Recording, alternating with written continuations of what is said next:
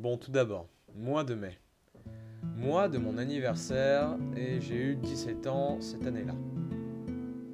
Et mon meilleur ami que je connais depuis 1, 2, 3, 4... Bon, depuis longtemps, passait le week-end chez moi et m'a parlé d'un jeu que je connaissais finalement que de nom. Il a insisté de toute son âme pour me le montrer, mais sans plus, ça m'a pas vraiment intéressé plus que ça. Et au plus il me donnait des arguments et au moins j'avais envie d'y jouer. Puis d'un coup il commence à me dire c'est pas un jeu, c'est plus une expérience à vivre. Et là à ce moment-là je me suis dit oula, qu'est-ce que c'est que ce truc? À ce moment-là j'étais hyper hésitant. J'avais pas vraiment envie de passer mon week-end sur quelque chose que je connaissais que de nom et qui si ça se trouve allait pas me plaire. Mais bon, j'avais envie de lui faire confiance et en utilisant son compte Steam, on finit par le lancer, commencer l'aventure si je puis me permettre. Le jeu commence et l'histoire me paraît plutôt intéressante. Faut dire que dès qu'il s'agit d'une guerre dans un univers fantasy, généralement ça m'intrigue. Une fleur, une maman chèvre, un squelette blagueur, ce n'était que le début. Mais l'humour et l'aspect du jeu me donnaient une envie de le connaître carrément plus et finalement de connaître la suite. Puis arriva la fin. On affronte le boss final, que Asgore, le roi des monstres. Le combat n'est même pas terminé que mon meilleur ami dut partir et j'ai dû finir le combat tout seul. J'ai fini par réussir le combat de Asgore. Je l'ai recommencé un paquet de fois. Parce que, quand même l'admettre, il est quand même pas facile au premier abord. Lorsque Flowey montra le bout de ses pétales, je me suis dit merde, c'est pas fini. Et là, boum, Omega Flowey fait son apparition. Je n'ai jamais eu autant mal aux yeux de ma vie. La musique devenait épique. Flowey commençait à être affaibli et soudain je porte le coup de grâce. Écran noir, Flowey au bord de la mort. Et au centre de l'écran, deux choix, épargner ou tuer. Le choix me semblait mais évident. Je l'ai tué sans hésiter. La fleur, suite à ça, en me montrant son visage le plus horrible, me dit « Je savais que tu ferais ce choix ». Je me suis demandé ce qui se passerait si je choisirais cette fois-ci de l'épargner. Alors j'ai recommencé, j'ai rechargé ma sauvegarde, j'ai recommencé le combat d'Asgore, et son dialogue était légèrement différent des fois d'avant. Il était plus froid, sans vraiment d'émotion. Je finis par le battre, du premier coup, sans me vanter.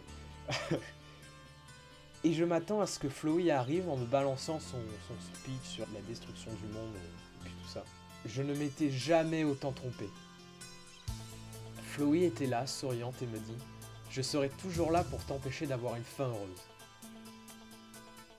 J'étais sur le cul. Je comprenais pas vraiment ce qui s'était passé et je cherchais une explication. Et en allant sur internet, j'ai découvert que j'étais loin du compte. Il existait en effet plusieurs fins. Grosso merdo, je n'avais pas fini le jeu. En cherchant, j'ai découvert que après la partie que j'avais faite, donc la fin neutre, il fallait soit tuer tout le monde et partir en fin génocide, ou alors ne tuer personne et là partir en fin pacifique. Je suis donc parti pour refaire le jeu en pacifique. Et je suis devenu ami avec tous les personnages, découvert l'histoire que j'ai trouvée très triste mais très belle. Et sans trop spoiler, pour quelques personnes qui n'auraient jamais joué au jeu, la fin m'a fait pleurer comme une grosse merde. Les jours qui ont suivi, j'étais, accro au jeu. J'ai découvert une fight base juste énorme et je ne comprends toujours pas comment j'ai pu passer à côté du jeu. Tellement elle est grosse quoi. Je veux dire, le jeu est sorti il y a 2 ans et je suis passé à côté. Les dessins, les remixes, les chansons, les fangames. J'ai rattrapé presque 2 ans en moins d'1 mois, c'était juste ouf. Puis j'ai commencé à m'intéresser à quelques univers alternatifs du jeu. Je me suis vite rendu compte qu'il y en avait beaucoup trop. Alors j'ai pris le premier qui esthétiquement me plaisait le plus et CTAU m'a vite plu. Le dessin, l'histoire et le fait qu'il y ait Azriel enfant dedans m'a vite convaincu. Il s'agissait de Undertale. Alors c'est Undertale mais avec un E à la place du U. C'est bizarre à prononcer. Enfin bref. Je l'ai tout d'abord découvert en anglais sur YouTube grâce à la chaîne de Stormberry MC. Mais bon, j'ai quand même fait des recherches sur YouTube en espérant trouver quelqu'un qui le faisait en français. Et en fait, mes recherches n'ont pas duré longtemps car la seule personne qui faisait le doublage, c'était Emma Cara. Toujours avec le mois qui défilait, je m'enfonçais de plus en plus dans le YouTube Undertale français, avec toujours plus de comics et de musique. À la fin du mois, à mon passage du bac de français, Emma commençait à faire ses lives. Tous les jours à peu près, vers midi. Je me rappelle surtout parce que je l'ai gardé au lieu de réviser mes oraux. Alors attention, je n'ai pas loupé mon bac de français, loin de là. Donc voilà, j'ai quand même révisé, j'ai quand même eu, et puis enfin... J'ai appris à la connaître sur ses lives et je n'en manquais pas une miette. Je l'ai regardé du début à la fin. Mois de juillet.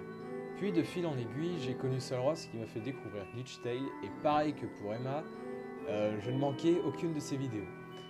Et un jour, Solros a sorti une vidéo qui était une compilation de comics dub sur Asgore et je me suis empressé d'aller la regarder. Je faisais partie de, attention c'est précis, de ces 10 premières vues. Mais bon, je m'écarte, ce n'est pas là où je veux en venir.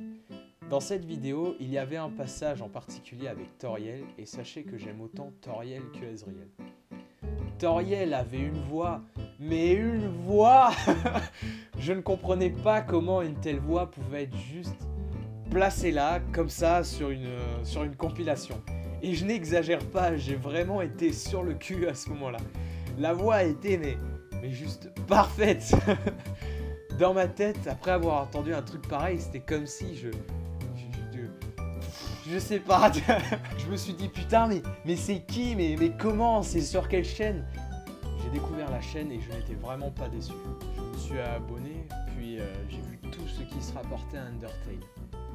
Ah mais je vous ai toujours pas dit comment elle s'appelait. C'était la chaîne de Lueur Bleue. Je lui ai envoyé un mail en lui disant que son travail était selon moi juste fou et que elle a une voix juste, en tout cas sur Toriel, juste magique. Elle a bien pris le compliment et ça m'a vraiment fait plaisir. Tellement que je fis une bannière à son effigie. J'ai dû retourner la chaîne YouTube dans tous les sens pour trouver tout ce qu'elle aime, apprécie, et j'ai vu du Doctor Who, du Blablaland, de la guerre des clans et bien sûr du Undertale. Dans ma tête, c'était un foutoir d'idées. J'ai tout fait et tout essayé et je lui ai envoyé. Et devinez quoi, elle a adoré. J'avais envie d'exploser. Suite à ça, on s'est échangé nos pseudoscapes et on a discuté. On a parlé de tout et de rien, mais surtout de Undertale. On a fait quelques projets ensemble, notamment une vidéo sur des 1000 abonnés, dont je suis pas peu fier. Elle m'a pris énormément de temps.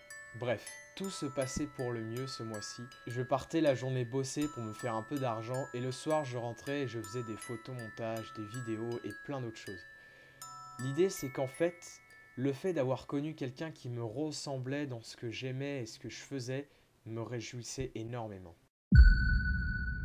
Mois de septembre, toujours en contact avec Lueur Bleue. Au début du mois, j'ai eu une demande de bannière venant de Yuki, puis ensuite de Temega, puis ensuite de Zale, puis ensuite de Solros. J'en revenais tout simplement pas parce que toute la team, en tout cas c'était une team dont je ne connaissais pas encore le nom, me demandait de leur faire une bannière. Puis après les bannières, j'ai commencé à faire des petits projets de vidéos, comme par exemple Transformis avec Lueur Bleue ou encore Pictionary avec elle et Yuki. Puis j'ai commencé à connaître un petit peu mieux tout ce petit monde. On se faisait des appels tous les week-ends sur Skype, puis j'ai commencé à connaître les leftos, les couches tard. J'ai connu les délires et les passions de chacun. Et on parlait encore et encore. En tout cas, je les lâchais plus. Ça y est, je fais partie de leur team. Et c'est assez... j'ai pas les mots quoi, En moins d'un an, j'ai appris beaucoup de choses et notamment sur moi-même. Et tout simplement grâce à un choix que j'ai fait. Si je n'avais pas dit oui ce jour-là à mon meilleur ami, ce serait jamais passé ça quoi. En moins d'un an, j'ai écouté la musique différemment et vu le jeu vidéo autrement. En moins d'un an, je me suis senti carrément moins seul quand je rentrais chez moi le soir. En moins d'un an, tout ce que j'ai connu et tout ce que je connais aujourd'hui, c'est grâce à un simple oui, quoi. Que j'ai dit sur un coup de tête. J'ai du mal à me rendre compte que c'est grâce à un truc pareil que je connais un jeu juste mémorable qui m'a permis de connaître un univers rempli de créations et de théories, mais surtout des personnes vraiment formidables que je n'oublierai sûrement jamais. Alors voilà, cette vidéo est là parce que j'avais envie de vous partager ces 7 derniers mois qui m'ont fait énormément prendre du recul sur moi-même parce que j'ai appris beaucoup de choses. Et ces 7 derniers mois m'ont été surtout très marquants. Alors, je n'oublierai jamais sûrement cette période de ma vie et les personnes que j'y ai rencontrées aussi. Alors voilà.